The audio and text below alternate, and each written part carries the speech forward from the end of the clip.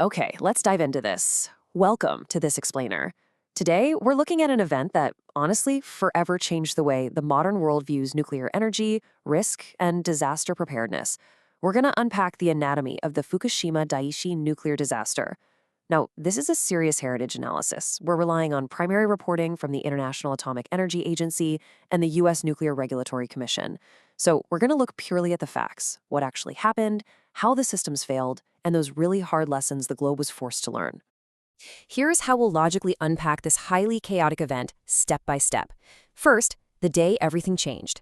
Second, the cooling failure. Then, meltdowns and explosions. Fourth, radiation and evacuation. After that, we'll look at why it became severe. And finally, number 6, Fukushima versus Chernobyl.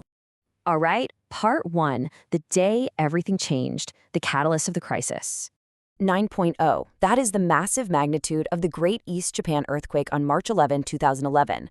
I mean, it was an earth-shattering event in the most literal sense, one of the most powerful earthquakes ever recorded in human history. This phenomenal tectonic shift was essentially the first domino to fall in a devastating chain reaction. The quake was so intensely powerful, it actually shifted the Earth on its axis.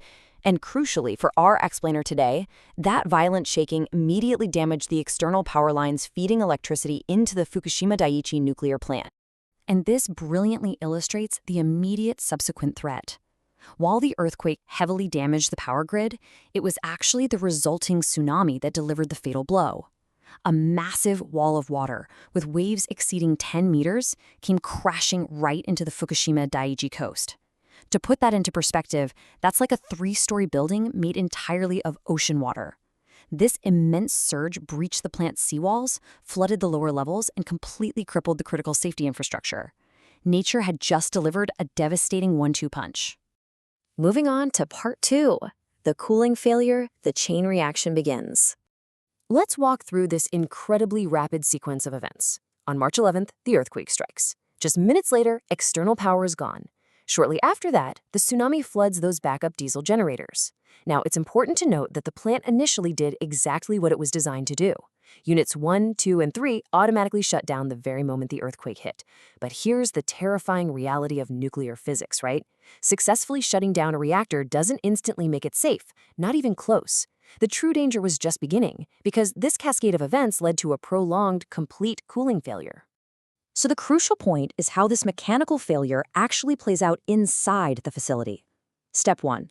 You lose all electrical power, both from the grid and your completely flooded backup generators. Step 2. Well, because you have zero power to run your massive water pumps, you completely lose your cooling capabilities. Step 3. Even though the reactor is technically shut down and the nuclear fission has stopped, deadly decay heat from radioactive byproducts remains and builds up rapidly. Without millions of gallons of cooling water circulating, that intense heat just has nowhere to go, which inevitably leads us to step 4. The temperatures rise so high that the actual nuclear fuel inside units 1, 2, and 3 literally melts. This combined loss of power and cooling, that was the central crisis of the entire disaster. Section 3. Meltdowns and explosions, the climax of the crisis. Now, here's what happens chemically when a reactor severely overheats. The intense, unmitigated heat starts interacting with the remaining steam and the metal cladding that surrounds the fuel rods. This specific chemical reaction produces massive amounts of highly flammable hydrogen gas. So this gas just kept building up inside the upper levels of the containment structures. And then the unthinkable happened. Massive hydrogen explosions violently ripped through units 1, 3, and 4. These immense blasts severely damaged the upper structures of the reactor buildings. If you recall watching the news back in 2011, seeing that footage of massive, smoky, structural blowouts at the plant, yeah, it was these hydrogen explosions that created those deeply recognizable, truly unsettling images of the disaster. Which brings us to Section 4, Radiation and Evacuation, the human toll.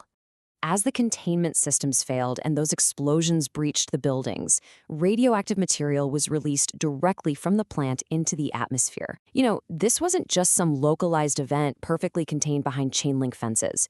This radioactive material was caught by the prevailing winds, carried out, and heavily deposited all across the surrounding land and ocean. The environmental contamination was severe. It literally turned vibrant, bustling communities into hazardous, off-limits zones overnight. According to official reports from the IAEA, more than 100,000 people were evacuated in the aftermath.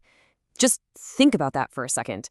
Over 100,000 lives completely uprooted. You've got families forced to leave behind their homes, their businesses, their schools, their entire personal history, not knowing when or even if they could ever return. It is a staggering figure, and it really clearly puts the massive scale of human displacement into perspective. The failure of complex machinery directly shattered a massive community. Let's move to and see how this builds. Section 5. Why it became severe. The autopsy of a disaster. When international experts investigated the root causes of this, they didn't just point fingers at the earthquake and the tsunami. They actually identified a complex web of human, organizational, and technical factors. For instance, the plan's operators relied on deeply flawed assumptions about extreme tsunami hazards. They simply didn't believe a wave that high was a realistic possibility, so, well, they didn't build defenses for it. On top of that, there were glaring weaknesses in emergency preparedness, noticeable regulatory shortcomings, and completely inadequate severe accident planning.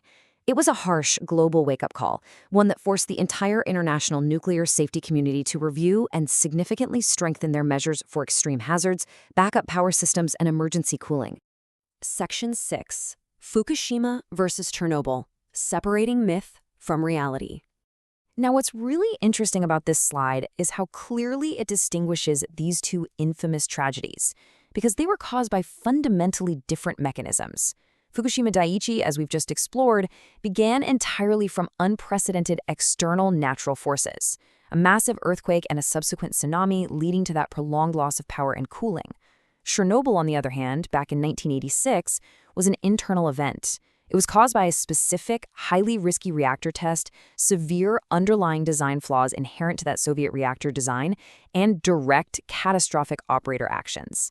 Understanding the specific distinction is absolutely vital for understanding the true nature of modern nuclear safety history. Which brings us to a final, lingering thought. As we've seen, Fukushima was a tragic chain of escalating failures. Earthquake, tsunami, power loss, cooling failure, overheating, explosions, radioactive release, and mass evacuation. But the deeper story here, the one that safety engineers wrestle with to this very day, is this. Why was a system designed entirely around the concept of safety not adequately prepared for these extreme hazards occurring together? It's a really sobering question about human foresight, managing risk, and the vulnerabilities of the very systems we build to power our world. Thank you for joining me for this explainer, and I really encourage you to keep exploring the history and science behind these critical global events.